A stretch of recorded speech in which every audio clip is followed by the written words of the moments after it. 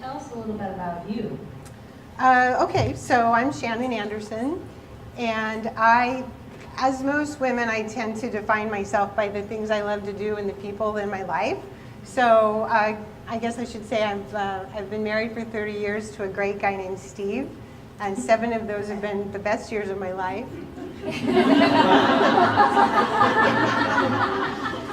Is my husband here tonight? Okay, no, okay, he didn't show up, okay. It's being recorded. Oh yes, okay. Okay, 8 of those have been great.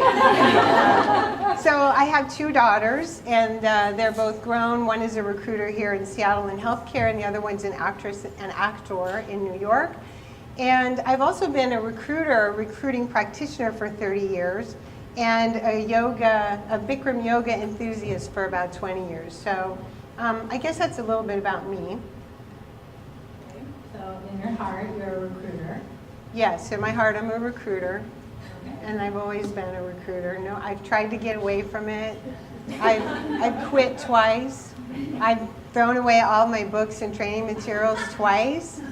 I fired myself many times, and I keep coming back. So I don't know. It's just, we're meant to be together, I guess. I've finally given in. So I know you're a little bit famous from some of your early work at Microsoft. Maybe you could tell the group a little bit about that. Thank you. I do. I rest on my laurels. So I'm famous for things that I used to do, not what I do now, I guess. But so I was at Microsoft in the early days, from 1991 to 2000. During that time, I helped Microsoft grow from about 8,000 employees to 40,000 employees. So it was a big push, doubled year over year there for a little while, and I built a recruiting machine to help with that effort. And at one point I had created a team called the Strike Team, which had about 50 recruiters, and we were really kind of functioning as an internal recruiting agency, but more like an executive recruiting firm where we had research and sourcing. We didn't call it sourcing then, we call it cold calling. And research was rusing and things like that. But and I also trained about 200 recruiters during that time that came through my doors during my boot camps and things like that. So after Microsoft, I went to Ignition Partners, and I was the first recruiting partner there when the firm was founded in 2000. And the funny part was we didn't have any portfolio companies. Yet I was a recruiting partner. I'm like, what am I supposed to recruit for? We don't even have any companies. So I tried to figure out, well, how can I make sure we're ready for those companies when they come? And that was some of my fun early work doing pipelining and things like that. And then started my own search firm, and I did that for 14 years. Eventually it was called Velocity Search Partners. First couple of searches I did, first couple of clients I had was Amazon, when Amazon was a bookstore, and I was trying to get computer scientists to come work for a bookstore. And it was really interesting because they didn't understand why I was calling them, and it took me a little while to tell them, to figure out what was going to pull them in. And I said, look, we're building a computing platform, and we're selling books as kind of the first use case, but it's not a bookstore, okay? And that helped. So I was able to have some success there. And then Google was another early client. And so all the searches that I did for Amazon and Google, like VP of engineering or CTO level, but I also worked with a bunch of startups here locally, and principal engineers, things like that. So that's sort of those are sort of the things I did. Last couple of years, I've been involved in going inside companies, and instead of doing the recruiting for them as a search firm, I was helping them learn how to do the recruiting on their own, so teaching them to fish rather than doing the fishing for them. And a large part of my work was doing talent advisor training and interviewer training. So interviewing, engineering teams how to predict success during the interview process so that their hit rates would be better, retention would be better. And then teaching recruiters how to make that shift from being an order taker to a business person. And so we're going to talk about that a little bit today. And now I'm at Madrona, and everything that I just described to you is what I'm doing at Madrona now, somehow. I've only been there for 8 weeks, so ask me in a year, like, which parts of those things that I actually do. Okay. So So just to make sure everybody's clear on what I think you're famous for at Microsoft, I think this team that Shannon calls her strike team was one of the first centralized sourcing recruiting teams I've ever heard of. It's the first one known to man. So that's pretty amazing to know that she was the one that thought up, oh gee, we could have a bunch of recruiters sourcing for these high demand roles that we hire over and over and over again. That team got to be up to 50 people. Yes, is anybody here from that original team tonight? Usually there's always one person, nobody tonight. I have to say, that wasn't my idea alone. No idea is. There were probably about 5 of us that kind of worked on that and created that idea, and 2 of us that really brought it to life, and then I took it forward and made it real. But I can't take all the credit, and definitely not all the blame. we made some mistakes too, so it wasn't perfect, but I don't talk about those. No, I do. Okay. Are you willing to tell us a little bit more about Madrona? Sure. So Madrona, is everybody here sort of familiar with venture capital in general? Okay, so I don't need to go into that. So Madrona is the largest venture capital firm in the Seattle area in terms of dollars invested in startups, probably every single year since they've been around, which is 23. And I think we have about, don't quote me on this, about 1.5 billion under management right now. And that represents 75 companies in various stages of 2-person startup all the way to pre-IPO. Smartsheet just filed for IPO, and so they're one of our companies. So everything in between is sort of represented in our portfolio. The common theme of our portfolio is every company has a competitive advantage based on technology. So we might have what looks like a retail play, but underneath it is a technology play, kind of like Amazon was. So that's Madrona, and my role at Madrona is I'm the director of talent, and I have a huge team of 2, which is myself and Maddie Witt. Where are you, Matt? Okay, there he is in the back. Okay, stand up, Matt, please. Okay, that's Matt. Okay, sorry about that. He untucked his shirt. Usually he's more buttoned up than that in the office. Flopping around tonight. So Matt and I, he's been at Madrona for almost 2 years, and we're really involved in making sure that Madrona is creating the right ecosystem to support and nurture talent in the Pacific Northwest. So while of course we want all the best people to be at our portfolio, a very important and very close secondary goal is to make sure that the best people in startup are here in the Pacific Northwest. And so what we try to do, or we're going to try to do, is create a platform for that ecosystem. That ecosystem includes the top talent, that includes our portfolio companies themselves, the vendors and partners that we work with, other VC partners, etc. So everybody that helps strengthen the talent community here is really, we consider to be our partners and really our clients as well. So we're, so that's kind of, I guess, generally, without getting into too much detail. I can get into more if you want, but. Well, it's up to you. Well, you let me know, you're in charge. Okay. I'm just like, you're the yoga teacher and I'm just doing what I'm told. Okay. Well, I'm guessing people would like to jump into our topic. I love that. Okay. Okay. So we were kind of talking about this on Monday. Yeah. Just to put a little focus to our conversation. Yeah. And you highlighted 3 things that you really wanted to communicate about how to go beyond being an order taker. Yeah. So one of the things I wanted to tell you about one of my proudest hires, and then that will sort of inform a little bit about this whole talent advisor thing. But one of my proudest hires happened a couple years ago. I hired this guy named Selvum. I can't pronounce his last name, so I just call him Selvum. And he is the head of philanthropic technology at Vulcan, and I hired him into that role.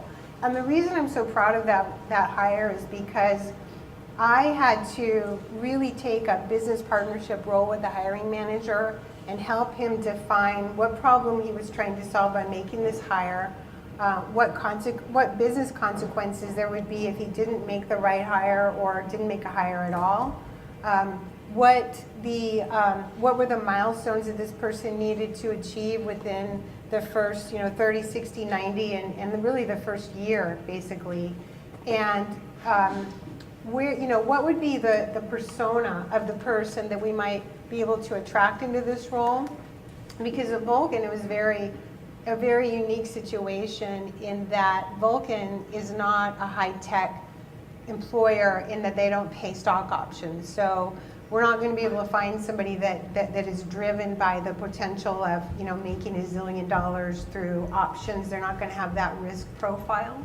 But they're also solving philanthropic problems that frankly are at scale, not very big at scale, but the complexity is really hard because they're going out to Africa, for example, and they're trying to use seismic technology to figure out if elephants are stampeding because they're trying to track elephant movement because of all kinds of stuff with ivory, people that kill animals to get their ivory and then sell it on the black market.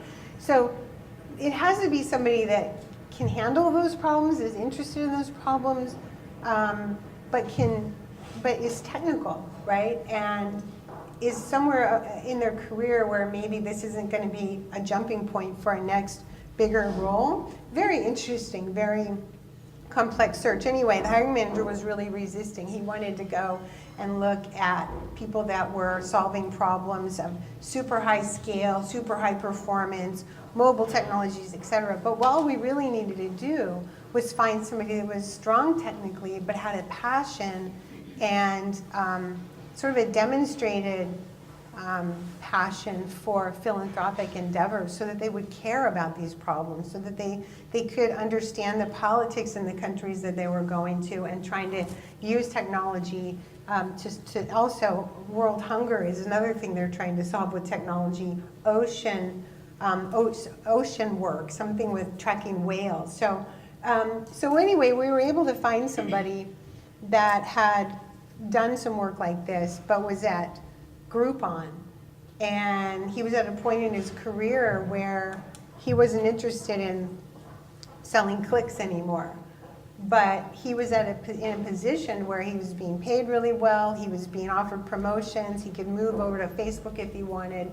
And how was I supposed to identify this person in the sea of all the other people? But what I did was I was able to hone in, and iterate with the hiring manager and kind of guide him to see that this is the profile that we needed and this is hopefully the person that we could get. And there was maybe, 200 people like that in the world. It's not like they were scarce, but there wasn't that many in Seattle. We had to really identify opportunity for that person to say, this is me. So I'm really proud of that hire, long story short. Anyway, so let's talk about the talent advisor thing and how I did that. Okay, so I think the three things I wanted to get across tonight when you're thinking about the talent advisor. So moving from being an order taker to like a really sort of an equal partner on the business side is something that unless you've gone to business school, unless you've had some sort of formal training, it's often hard for us as recruiters because we've always been seen as kind of transactional order takers. Like, I'm a hiring manager, you're a recruiter, you're supposed to do what I say to make me happy. And your job is to make me happy as a hiring manager. And in fact, sometimes we send hiring managers surveys and we ask them, how did we do? And it's like, well, wait a minute, how did I do? You mean, did I make you happy? Did you like me, or did I solve your problem? And so I think the first thing to really think about is it's about showing up differently, right? Showing up to the meeting as a business person and not as an order taker. I think that's the first thing. The second thing, I can't remember, I have to look at my notes. Hold on here. What was my blue? Yeah. Oh, yeah, hold on, I got it. Okay, the second thing is, maybe the first thing is actually remembering kind of my first point, that the company is our client, not the hiring manager. So we're always getting confused about that, right? But if you step back and you think about it, what the hiring manager wants is not always what's right for the company. And if we don't keep that in mind, we're going to be driven by the desires of a single person at the cost of what's right for the rest of the company. And then, like I said, showing up differently, kind of choosing to show up as a consultant and leading the process versus being reactive and letting the process drive us. So that's sort of the second point I wanted to make. And then the third point is bringing the right data. Bringing the right data to the boardroom, speaking to the people in your boardroom, using the language that they use, the business terms that they use, whether it is a one-on-one meeting with a CEO or a one-on-one meeting with your manager, whatever it is, we have to show up bringing the data that tells them the story we need them to hear, not just a spreadsheet with a bunch of numbers, right? So I think those are the three key things that will help make that transition. So can you talk us through a couple examples? Okay, so when I talk about the company being the client, not the hiring manager, we really are the stewards of what's right for the company. And so I'll tell you a quick little story about how to not do this. So when my first day practically at Microsoft in 1991, I was assigned the worst hiring manager in the company. His name was Neil Evans, and he was the MIS director, which stands for Management Information Systems, which is like IT back in the olden days. I guess we still call it that, but IS. So I went to his office, and he was notoriously had like churned through every recruiter in the department. And so I show up in my little red suit, and I'd been at Microsoft for like a week or whatever, and I'd come out of an agency. So I was pretty confident that I could go in and like kind of show this guy who's boss. So I go in there and I like tell him my credentials. I've been an executive recruiter for 3 years in the Bay Area, and I know exactly how we're going to solve this search, and you're not going to give anybody in our department in any trouble any longer. And he's like, oh yeah? He's like, you know what? You're like an animal in the zoo. And I'm like, what? Are you kidding? Like, I'm calling HR. Like, you're abusing me. No, but I go, what do you mean? He goes, well, when you're a recruiting agency, you have to eat what you kill. And so you're out there and you're doing all this great stuff and you've got all these results. But now that you're at Microsoft, you're like an animal in the zoo. Like, you don't have to produce results to get paid. And I don't think you're going to do anything for me. And, I need you to go out to the market and I need you to find me some fresh meat. But I don't think you're going to be able to do it. And I said, oh, yeah? All right, well, I'll show you. So I went back to my office and I knew what to do. I knew how to headhunt this person. So I came up with a search plan. I started doing my cold calling. And I go out and I bring him some great candidates. He starts warming up to me. We start partnering. This is great. He's one of those guys that's on email all night, all day, all night. So anytime I send him an email, instant response. And so we made an offer to a candidate. The candidate declined. And it was like, oh my gosh, this is the worst day of my life. So next thing you know, I get a big bouquet of flowers in my office. And I can't imagine what this is about. And I open the card and it says, Shannon, you are a lion in the jungle. Thank you so much for all of your work on the search. And I'm thinking, wow, this is amazing, And I still have that card to this day. And for many years, I consider that to be one of my great success stories. But the truth of the matter is, it was a huge failure. Not because we didn't get the guy, but because I didn't act as a talent advisor with that hiring manager. I dropped everything I was doing and I went running out doing the thing that he asked me to do that he wanted, that was going to make him happy. and none of the things I did was right for the company. There were 100,000 people at least in our database, and I know that at least 10 people in that database were the right candidate for this job. We had 8,000 employees in our company. Couldn't a couple of them possibly have been right? I could have placed an ad, and it was Microsoft. I mean, people wanted to work at our company, but no. Neil wanted me to go direct source somebody so he could say that he had hunted somebody out of another company, and it was all about his ego. And I wasted resources, I wasted time, and it took me a really long time. It took me years to understand that that's not the way to do it. And that's not being a talent advisor, that's being an order taker. And if I could do that all over again, I would push back on all of those things. I would say, well, let's look at the people you've talked to already. Tell me what problem you're trying to solve and why you think that person can't solve the problem. Now let's look at people that you think would be great for this job. And let's look for some common denominators there, and let's calibrate those people against the job spec and iterate on that. And I would have gone into the database and I would have looked at see who we had. And I would have told the hiring manager, you know what? If the person can do the job, does it matter if they applied to an ad or they were already in our database or there was somebody that already worked here? Does it matter? Of course it doesn't matter.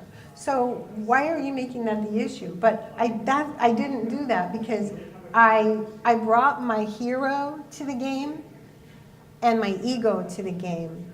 And the other thing that I brought, which I don't know if I could have undone, but I was scared. My husband and I had just moved here from the Bay Area, and my husband had quit his really good job to stay home with our baby. And I was working at Microsoft, which was like the meanest place ever. And I was 28 years old. I was the oldest person in our department, and I had a baby. And I was scared that I might get fired because, and then what? We've moved up here and there were no other jobs up here. I mean, except attachmate, I think maybe, or something. There was no other work. So, yeah, so my fear was driving me a lot because if I knew if I could make this hiring manager happy, it would make my boss happy, and I would get flowers, and everybody would know that I was the real deal. But I wish I would have done it differently, I still was scared to get fired, but I just wish I would have. So, anyway. All right. Now I got a good story, though. You should do a drink of water, you're gonna get thirsty. Okay, so. Do I sound thirsty? Yeah. Only because I know what thirst sounds like. So here's the thing. It sounds to me like you're leading automatically into the next part of your subject, which is thinking like a business leader. And this concept around the company is your customer, not the hiring manager. Mm-hmm. Tell me a little bit more about this and how to act like a business person. Well, another story comes to mind. You're right, my voice is a little tired. She knows me pretty well. So, Dan Shapiro is the CEO of a company called Glowforge. And I met Dan Shapiro about 20 years ago when he was a baby CEO. And he had this company called Antella. And he wanted me to help him hire a VP of engineering. So he was referred to me by his VC. And they offered me a retainer to do the search, or I demanded one. Back then I was demanding retainers. And so we embarked upon looking for a VP of engineering. What I didn't understand is that Dan thought that putting me on a retainer meant he got to shop for a year, right? Because my retainer was for a year. He didn't understand that retainer meant he would pay me in a third, and it was all based on results. And the faster we get a hire, the better. He didn't look at it that way at all. So I brought him a few candidates, and he goes, these are really good, but since I've got you on a retainer, I'm just going to keep shopping until we find the perfect person. I didn't push back on that. So, whereas with the first hiring manager, Neil, I kind of just ran and did everything he wanted. With Dan, I said, okay, let's be business partners. Let's talk about this. Let's iterate on this. And every time a candidate would come in, we would spend 3 hours debriefing. We would rewrite the job description. I would push, we would go back and forth and back and forth. And ultimately, we ended up, at the end of the 12-month period, I had to put a gun to his head. And I said, you've got to hire one of these people. I'm done. And also, by the way, we've talked to every single candidate in Seattle, and nobody wants to work for you because they don't think that you're decisive. So that's another example of when I sort of swung the pendulum the other way.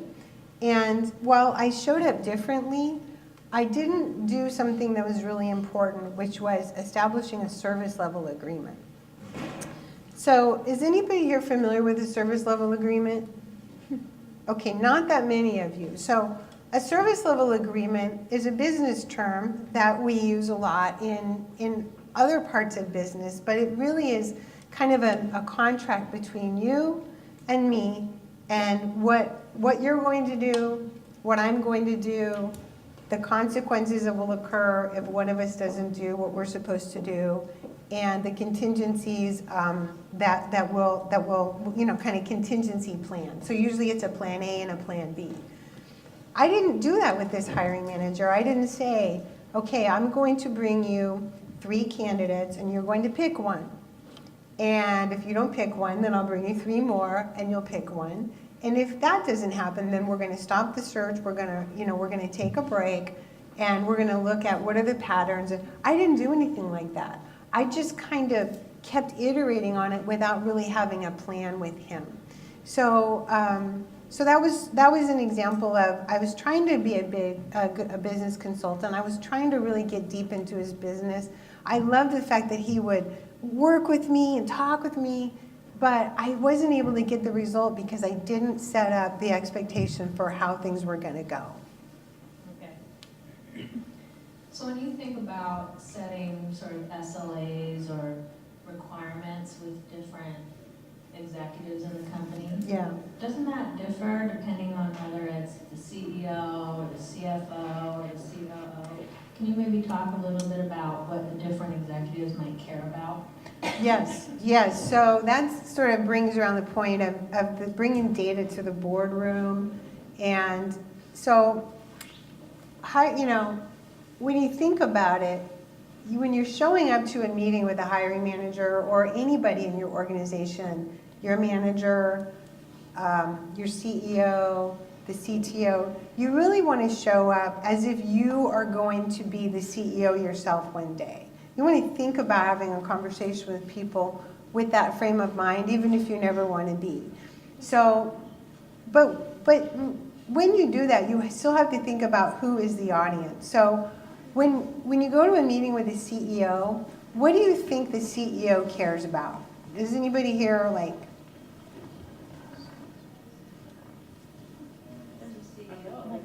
I don't want to look at Anoop because I know he knows the answer.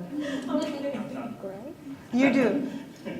What do you think, Anoop? What does the CEO listen for? I think CEO is eventually about business outcomes, right? So they have a business outcome in mind, and they want to look at how the person you're hiring, I think, how will they help in achieving those business outcomes. Yeah. They want to have a conversation with you about that. They want to have an understanding of the competition. What does the landscape look like, and what it will take to be successful. They want you to be realistic about what is feasible and how you'll get it done. Yep, that's right. And so when you're talking to a CEO about a particular candidate, that's exactly what they're listening for. When you're talking to a CEO or somebody in a business management role about your recruiting metrics, for example, I know a lot of us, we hear data, bring data. Data is not a spreadsheet full of numbers that doesn't have any conclusion.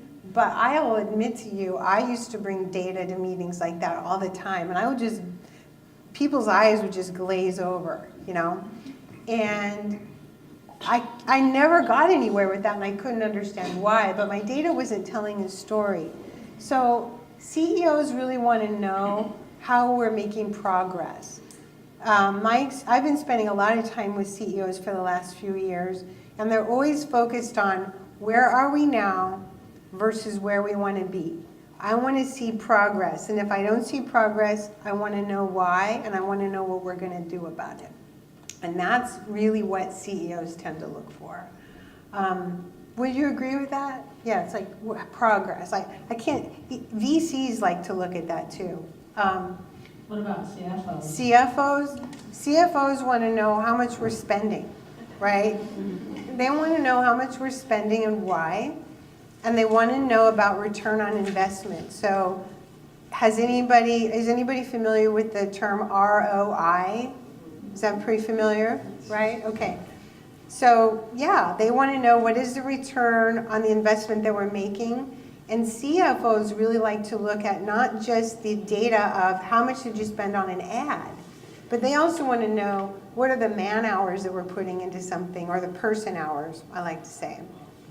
And what are the other costs that are not maybe directly associated that are adding to those costs. So CFOs want to know why, and they want to know where we are against budget spend, right?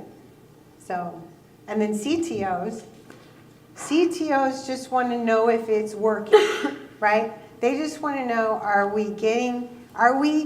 where are we in terms of hiring, but it's black or white, is either it's happening or it's not. And if something's not happening, they want to fix it. So they're very much into process, but not like this. I mean, they're like the CEO, they want to see progress, but they want to get in the nuts and bolts and see what's broken. And sometimes they'll get into too much analysis. So CTOs tend to have like a medium appetite for what I would call accuracy of data and detail of data. CEOs are more comfortable with general trends, and they're very less interested. Like they need to be able to click down, and you need the footnotes, but they're probably not going to look at them unless they see discrepancy with your numbers. CFOs have a very big appetite for high level of accuracy, and they will click down. So you always want to be prepared for that. What about the HR executives in the room? We've got a couple here tonight, Michaela, Sarah. What kind of data does an HR executive care about? Personally, I care about any and all data that relates to people and talent, in addition to the business metrics. But I also, I had a leader I worked with at Amazon who said, in the absence of data, we believe anecdotes. Like, there's some really good information that cannot be turned into a number. They can be very interesting about what's going on, what are the stories, behaviors, how are people treating each other. So I find that very interesting. Yeah, that's interesting. I always find that the HR folks want to know, who's on the bus, and who needs to be on the bus, and who needs to get off the bus. We just appointed a woman named Betsy Sutter to our strategic board of advisors at Madrona, and she's the chief people officer at VMware, and she's been there since like employee 100. So she's been on the ride. And she says, as an HR person, you really want to deeply understand the business that you're in. You want to understand who your customers are, why you serve them, what are the complexities in serving them. And then you want to figure out who's on the bus, make sure that as people get onto the bus, they can get as productive as possible, as soon as possible. And then you want to be able to measure the return on investment of those people. And if you're not getting a return in an expected amount of time, off the bus. Now, Betsy might not put it that way. She might be a little more elegant about it, but that's what I heard. So that's interesting to me. Okay. I'm always throwing people on the bus, and then after that, But, It's good you don't throw them under the bus. no, sometimes I do. But now at Madrona, as a person with a seat at the table, and I'm an investor now, I do care who's on the bus, and I do care if they're performing well, and I do want to make sure that we do everything we can to make them successful or off the bus. Nice.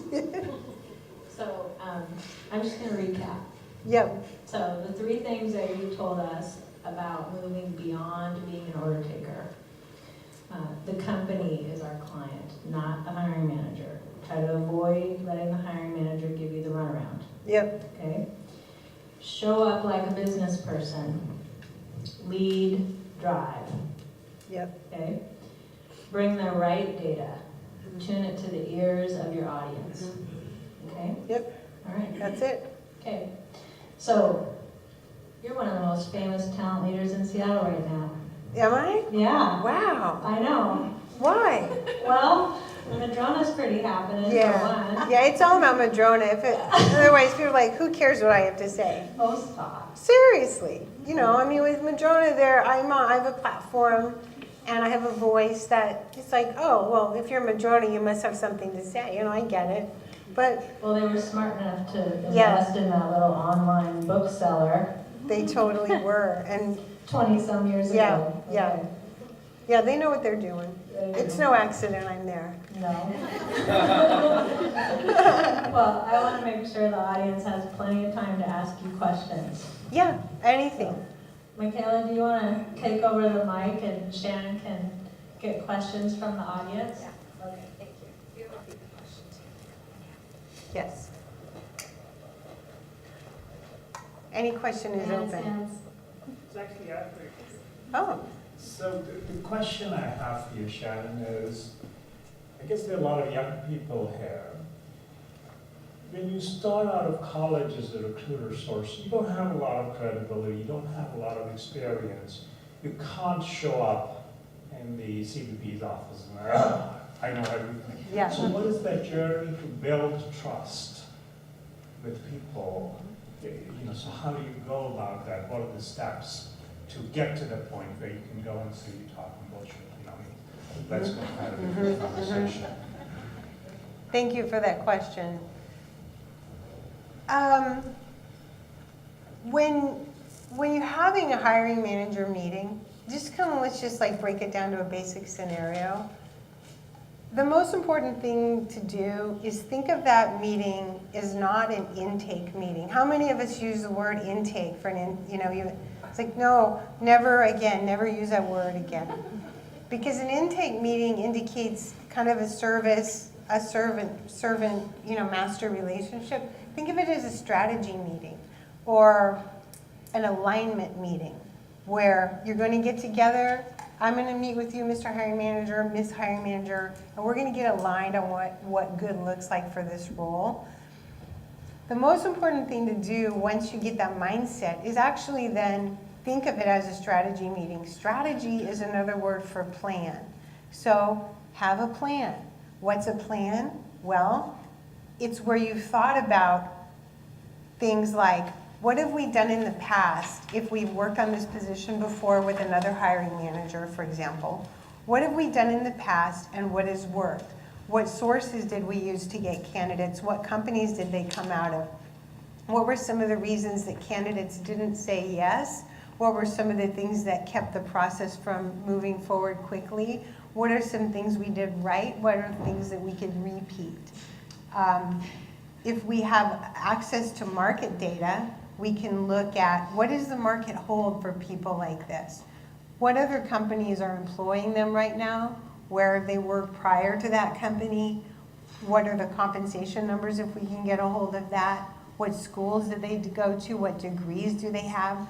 If we can look at some market data like that before we come into a hiring manager meeting, and market data, like I say, might be right out of your own ATS, your own brain, the tribal knowledge in your group, picking up the phone and talking to a couple of candidates, whatever, getting some data and bringing that to the hiring manager and saying, based on what I've seen, who I talked to before, what other hiring managers have learned from this process and what they're doing well, this is a proposal for a plan on how I think we ought to work on this project. To fill these 10 roles, to fill these 20 roles, to fill 500 roles, to fill one role, whatever. So the question is, how do I get that data, right? Well, your ATS is a rich source of data if you're in a larger company. LinkedIn is a source of data, but their data is kind of hard to see, right? Labor Department and Industry, or Labor of, how do you call it? Department of Labor and Industries has reports that are actually pretty interesting. Seek Out is a product that Anoop is actually, you've got some, I don't know, you guys you're past beta now. You guys are, yeah, you're past beta. But they actually have visual, you can visually see, you can put in a search and see where candidates, where your target market of candidates might be working now, where they've worked in the past. So GitHub is another great source of data if you're looking for engineers. So Glassdoor is another one you can sort of see. So any place where you might look to find candidates, you can also find data and you can bring it. So that is, so even if you come to a hiring manager meeting and you have a plan and some insights that totally suck, it's okay. Because that meeting with the hiring manager is going to be a conversation and a brainstorming and at the beginning of a partnership. And that's where you also can set your SLAs. Well, next, within 1 week, I will go out and I will do this. So within a week, you will assemble your interview team and you will tell them, who's going to be on the interview loop and what their assignment's going to be. And then we'll come back in another week. And then you've got your SLA and your timeline as well. And you base that on the market data that you bring in the iteration. So that's how I would do it if I were just starting out. It's not a mystery. You just have to kind of know, oh, I just have to think logically about this, and I'm expected to do this. So,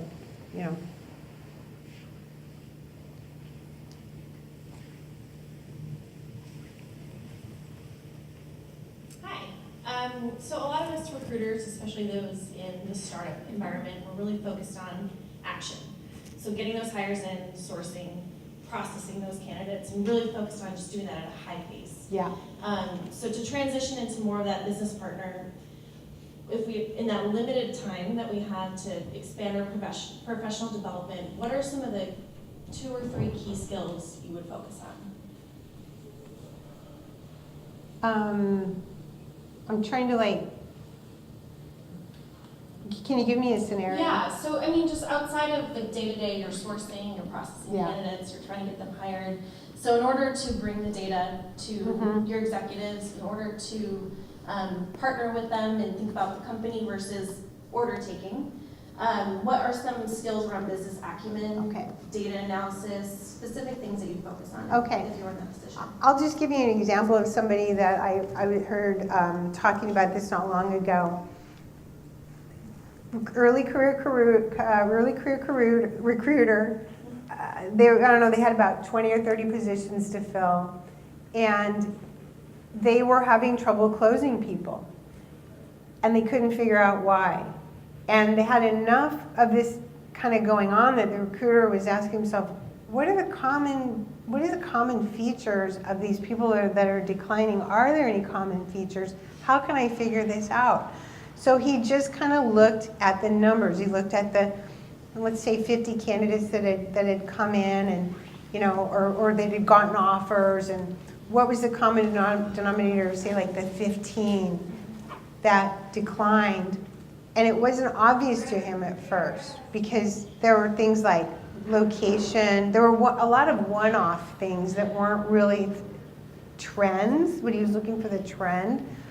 He finally figured out that the trend was people that were mid-career.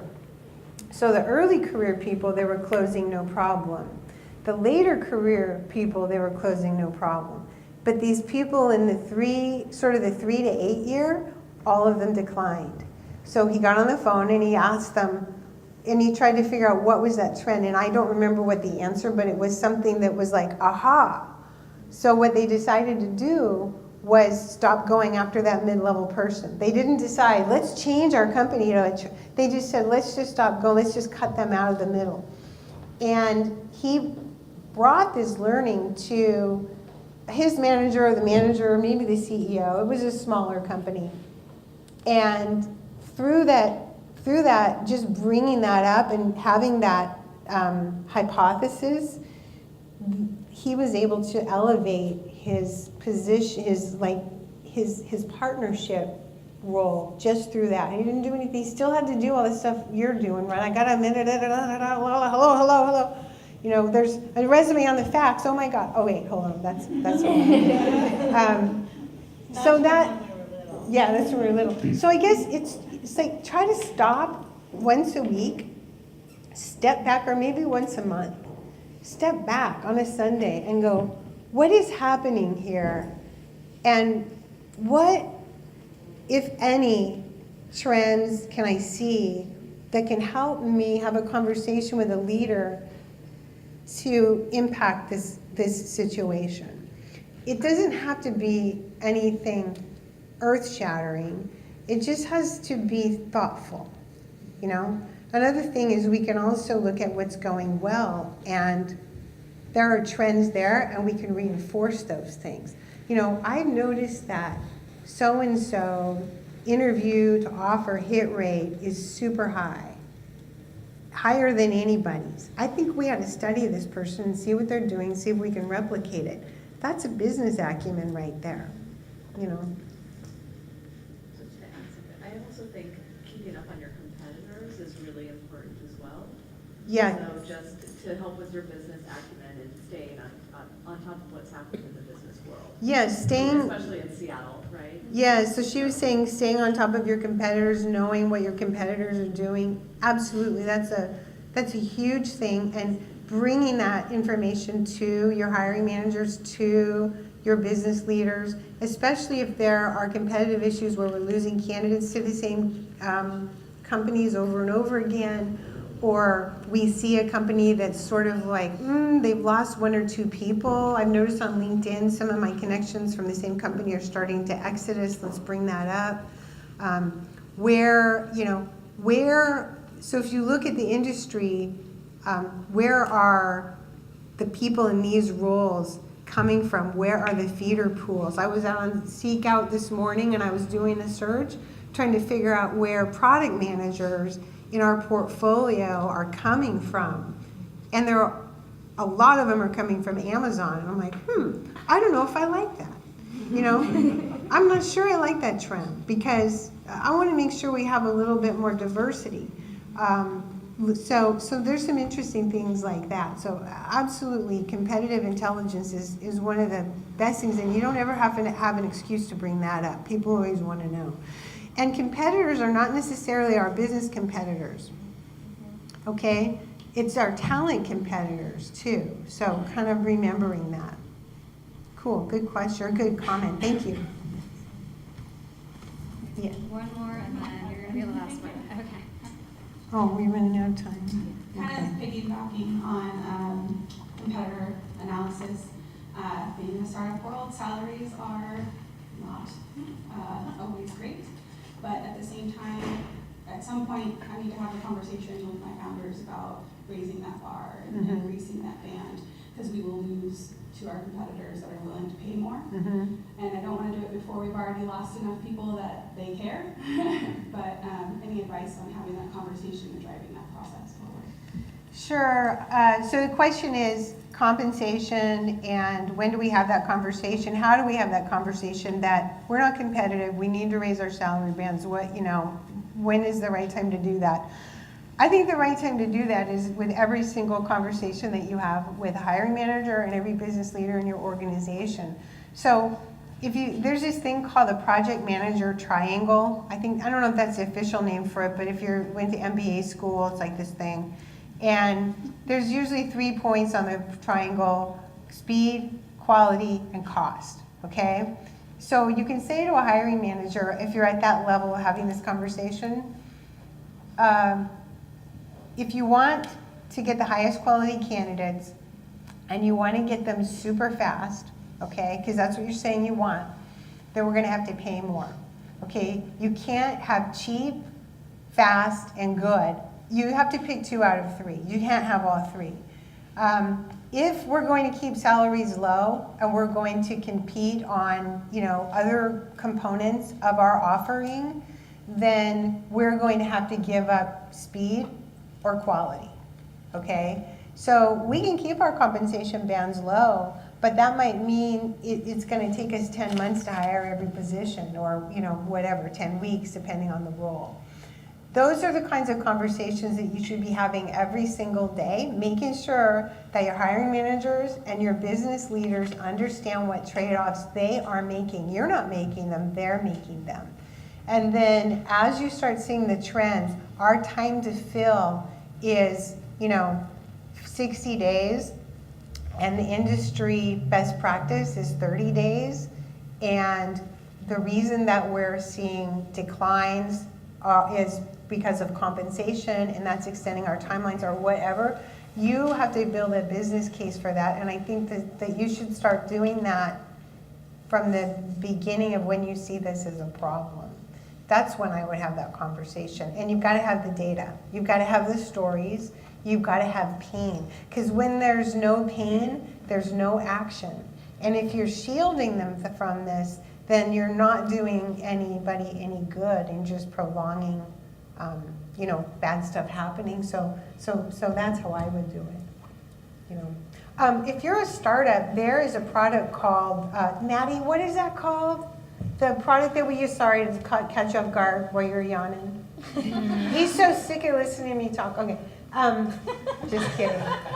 He's had to listen to me talk for 8 weeks. What is that product we use? HR, the compensation study? Options IQ. Are you familiar with Options IQ? It's Option Impact. Option Impact, sorry. So Option Impact is a compensation study that if you, as a startup, if you participate, do you have to be venture funded? I believe I think so, okay. If you're venture funded, you can participate in this study, and you basically report in all the compensation bands for all the positions in your company. In return, you get free data for every company that has participated, and we're talking about thousands of data points nationally, and super heavy on the West Coast, particularly Bay Area, and Seattle has started to really pump up on that. So it's a really good, so if you want more information about that, let me know and we can send that to you. You can send it to your CFO or whatever. So I know we don't want to keep you all too long. We have one more question, and then Michelle, I know you want to come up and get ready to give away some raffle prizes, and then there's still time for people if you want to have a drink and snack. So what was the final question? Hi, so I'm really new in like a recruiting field, Okay. and so there always have a question on the like a big company. So now I work in like an AWS team, and then the volume is like really big. So I always have a question that if we have a lot of like applicant, why would you still have to go out to find the candidate? And how many percentage that you focus on the applicant, how many percentage you use LinkedIn or use other like resource to find the right candidate? I think what you're asking is, if we have enough applicants, what is the point in going out and headhunting more people? There is no point. Let's put it this way. I think I kind of said this earlier. Hiring managers, especially if we don't tell them and make a big deal out of it, hiring managers don't care where their next rock star came from. They don't care if the candidate was, in your ATS for 6 months. They don't care that the applicant came through a Craigslist posting. They just know that it was the best hire. And so if we don't over-function on, hey, I direct source this person. Recruiters, we've done this to ourselves. We've done it to ourselves. Shannon, if I may add a little bit to it, from what I know, many times the ATS systems are not very good. They're not very easily searchable. They are not, so I know just a little bit about the Amazon. So you almost have to search somewhere out, find, and then you may say they're also there in my ATS, and look it up. So the approach can be somewhat different because the older ATSs are not very good. That's true. That does happen sometimes. But I'll tell you that the number one tool in your toolkit should be your own ATS. And if you can't get candidates out of that ATS, then it's time to get a new one. for sure. So, yeah, so if you guys can, if you have applicants and your hiring managers are discriminating against them because they're on the job market, then that's a different problem than, right? It's like, that's an education problem. So I can talk to you more about that later, about how to like position that. So, okay, I think it's time for the raffle. Yes. Okay? Thank you. Well, first of all, can we get a really big round of applause?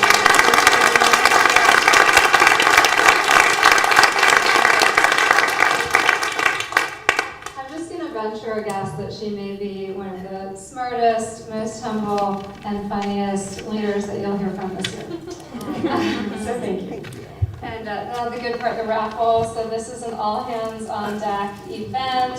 Jenny's going to draw a name, and then Michelle is going to tell you about your fabulous prize. That's right. Okay, so I'll speak nice and loud. The first one being raffled off is a $25 gift card to AMC with chocolate and popcorn, kettle corn popcorn to be specific, so enjoy. And it goes to Jen Hope. Nice. I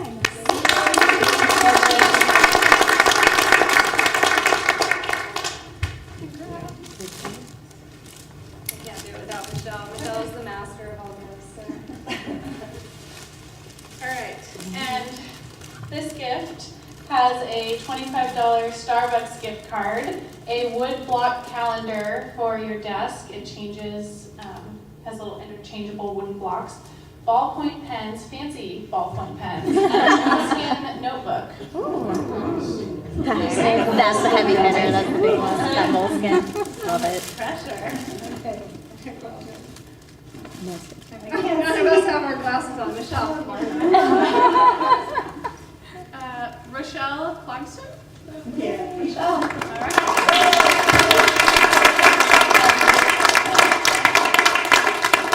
Thank you so much, everyone. Oh, I have 2 announcements, and then you can have fun and drink more. The first announcement is please watch out for an invitation. We are co-hosting our first ever HR Transformation Summit that's going to be in the fall, and we have room for about 100 folks geared toward this exact audience. We hope that you'll join us. The second is a very selfish pitch. I know I'm allowed to do this. So Uniquely HR is looking for senior HR consultants. So we're looking for people who can work in the Seattle area, 30 to 40 hours a week. They are 1099 contractor positions. We are very fun and politics free. So if you're interested, please see myself or Sean or send us a note. Yes, thank you, Sean. Send us a note through the meetup. All right, thank you so much, everyone, for coming out tonight.